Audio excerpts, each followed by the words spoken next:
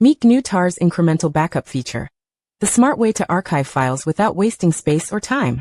Full backups every day waste both space and time. Each copy duplicates nearly identical data, storage fills up, and the backup window creeps past the off-peak hours. The solution: take one full backup as a baseline, then archive only the files that have changed since the last run. Small daily archives, one trusted full snapshot. TAR tracks what it has already saved using a snapshot file. A small metadata record of every file's time, inode, size, and flags at the moment of the last backup. The listed incremental flag, shortened to G, tells TAR to read that snapshot, compare current files against it, archive only the changed or new ones, then write a fresh snapshot for the next run. To restore the full chain, apply the backups in order. Full backup first, then each incremental in sequence, because every incremental only contains the delta against its predecessor. One full backup, then chain the incrementals. Use listed incremental to let TAR handle the diff. Restore in order. That's the entire incremental backup workflow in GNU TAR. Welcome to this hands-on demo on incremental backups with TAR. We'll use the G flag to maintain a snapshot file that records which files have been backed up, allowing a full backup once and then capturing only what changes. By the end, you'll see exactly how much disk space incremental archives save.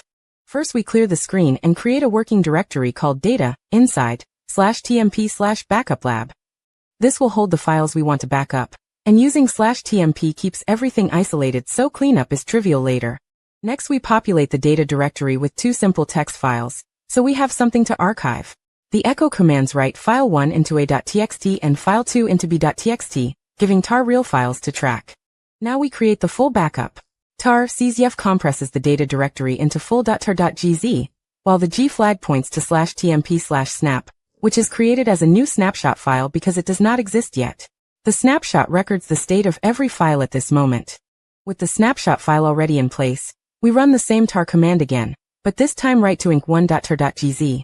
Because the snapshot exists, TAR treats this as an incremental backup, and only archives files that are new or modified since the snapshot's last timestamp. Since none of our files changed, the archive will be tiny. Now let's compare the two archives with ls/la. The full backup contains both files and is therefore roughly the size of the compressed data, while the incremental backup is dramatically smaller, only a few hundred bytes, because TAR skipped all unchanged files and stored just a marker. Finally, we inspect the snapshot file with cat/tmp/snap.